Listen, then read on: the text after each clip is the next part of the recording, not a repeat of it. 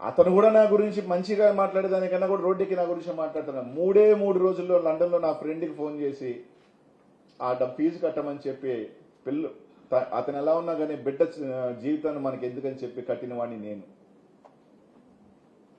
ఈ విధంగా నా ఏ రోజు నేను ఇవన్నీ వచ్చి ₹1,00,000 ఇస్తే పేపర్లోనో టీవీల్లోనో ఫోటోలు వేసుకొని అపరదాన కర్మలు అని చెప్పుకుంటున్న రోజుల్లో కూడా నేను ఎప్పుడు నేను చేసిన సాయం నేను చెప్పుకోను కూడా. ఎందుకంటే మంచి అయినా చెడైనా దేవుళ్ళు లెక్కలేస్తాడు కాబట్టి. ఆ విధంగా నాకు చాలా మంది సాయం చేసి ఉంటారు. దాన్ని నేను 10 మందికి నాకు వచ్చింది సాయం చేశాను. నేను ఆస్తులు కూడగట్టుకున్నానా లేదా తేల్చండి. అంతేగాని నోటికొస్తే ఆఫ్రికాలో ఉన్నాయి, ఆఫ్రికాలో చూడని ఎతకండి. ఎస్, నేను ఎలక్షన్ అయిన తర్వాత నేను వెళ్ళిన మాట వాస్తవం, తిరిగిన మాట వాస్తవం. ఏదో ఒకటి ట్రేడింగ్ గీటింగ్ చేసుకుందాం, బండి నడవాలి కదా అని. అంటే తప్పులేదు కదా. పెట్టుబడులే నేను పెట్టలా, అది కూడా తప్ప. ఖాళీగా ఉన్నా, ఓడిపోయి ఉన్నా, నేనే జగన్మోహన్ దగ్గరికి వెళ్ళి టైం అడిగాను. నాకు 2-3 సంవత్సరాలు టైం ఏంటన్నా, నేను మళ్ళీ నిలదొక్కోవాలంటే అని చెప్పి అడిగాను. దానికి అయిపోయిందని మాట్లాడారు. సో అయిపోయిందో లేదో ఆయనకి నాకు తెలుసు అనుకోండి. నేను రోజు అడుగుతున్నా, let's call for a sitting judge enquiry నా ప్రాపర్టీస్ మీద. మీరు ఊరికేనే చెప్తున్నారు కదా గవర్నమెంట్ మీది, అంతేగాని మీ పోలీసుల ద్వారా అవుతుంది. ఒక ట్రాన్స్పరెంట్ ఏజెన్సీ ద్వారా చేద్దాం. అలాగే క్వాడ్స్కి సంబంధించి కూడా 2023 నుంచి అంత చేశాడు, ఇంత చేశాడు, అంత అంటున్నారు కదా. ఒక ఈడీ ఎంక్వైరీ చేసుకుందామా? 2022 నుంచి ఈ రోజు దాకా ఒక ఈడీ ఎంక్వైరీ పిలవండి. అత్యున్నతమైన ఎకనామిక్ అఫెన్స్కి సంబంధించిన ఇన్వెస్టిగేషన్. ఎవరు ఎత్తారు, ఏ మైన్లో నుంచి మెటీరియల్ ఎత్తారు, ఏ మైన్స్లో బ్లాస్టింగ్ జరిగింది, ఏ మైన్స్లో నుంచి ఎక్స్పోర్ట్ వెళ్ళింది, ఎవరికి ఇచ్చారు అన్నది ఈ రోజు దాకా ఎంక్వైరీ చేద్దాం రండి. నేనే అడుగుతున్నాగా, రండి. అసలు 2022 నుంచి ఈ గంట దాకా, ఈ రోజు దాకా దాన్ని కూడా మీరు చెప్తున్నారు కదా తొందరలోనే.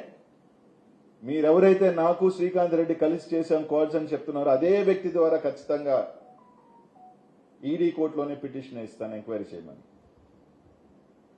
నేను శ్రీకాంత్ రెడ్డి కలిసి చేస్తుంటే, నా బినామీలు వేస్తుంటే మేము ఇవ్వాల్సిన అవసరం లేదు కదా, మేము చేయాల్సిన అవసరం లేదు కదా. తప్పకుండా చేస్తాను.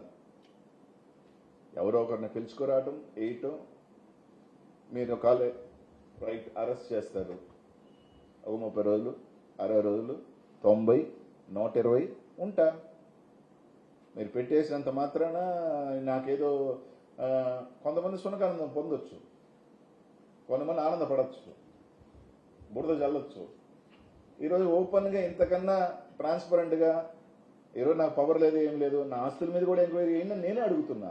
లేదు క్వాంట్స్ మీద కూడా ఎంక్వైరీ చేయండి. ఈ రోజు దాకా ఎవరెవరు దొరుకుతారో అన్నీ బయటకు వస్తాయి కదా. ఎవరెవరు సునకానందం పడతారు. ఎందుకంటే ఏడంటే పోలీసులను చేయొచ్చు, వీడియోని మేనేజ్ చేయడం ఈజీ కాదు కదా.